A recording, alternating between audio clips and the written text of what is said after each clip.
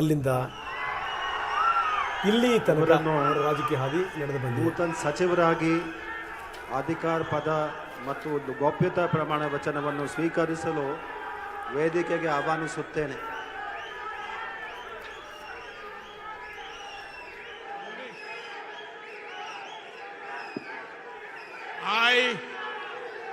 I, BZ Zamir Ahmad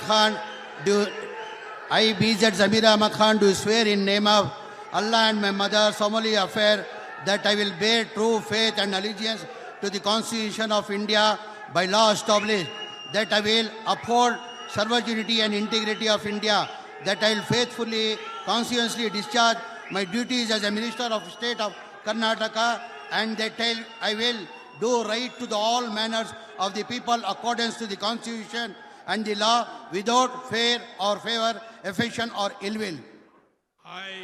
I, BZ Zamir Ahmad Khan, do swear in name of Allah and my mother, solemnly affirm that I will not directly or indirectly communicate or reveal to any person or persons any matter which shall come to brought me under consideration or shall become known to me as a minister of the state of Karnataka, except may be required to use of discharge my duties as a minister.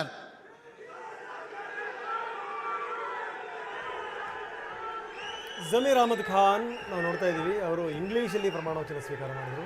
ಇಂಗ್ಲೀಷಲ್ಲಿ ಪ್ರಮಾಣವಚನ ಸ್ವೀಕಾರ ಮಾಡಿದಂಥ ಏಕೈಕ ಮಂತ್ರಿ ಜಮೀರ್ ಅಹಮದ್ ಖಾನ್. ಇವರ ಹಿನ್ನೆಲೆ ಗೊತ್ತಿದೆ ನಿಮಗೆ. ಚಾಮರಾಜಪೇಟೆ ಕ್ಷೇತ್ರದಿಂದ 5 ಬಾರಿ ಇವರು ಶಾಸಕರಾಗಿ ಆಯ್ಕೆಯಾಗಿದ್ದಾರೆ. ಹಿಂದೆ ದೇವೇಗೌಡರು ದರಿದ್ರ ನಾರಾಯಣ ರ್ಯಾಲಿ ಮಾಡಿದರು.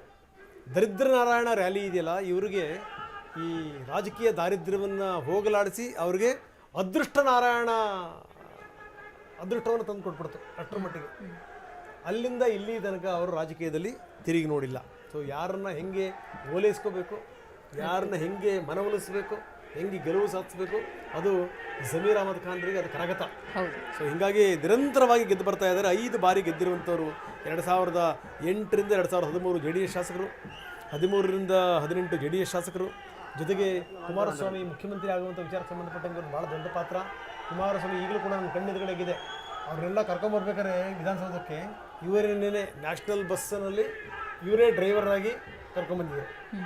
ಸೊ ಇದು ಜಮೀರ್ ಅಹಮದ್ ಖಾನ್ ಅವರ ಹಿನ್ನೆಲೆ. 2018ರಲ್ಲಿ ಅವರು ಕಾಂಗ್ರೆಸ್ ಸೇರ್ಪಡೆ ಆದರು.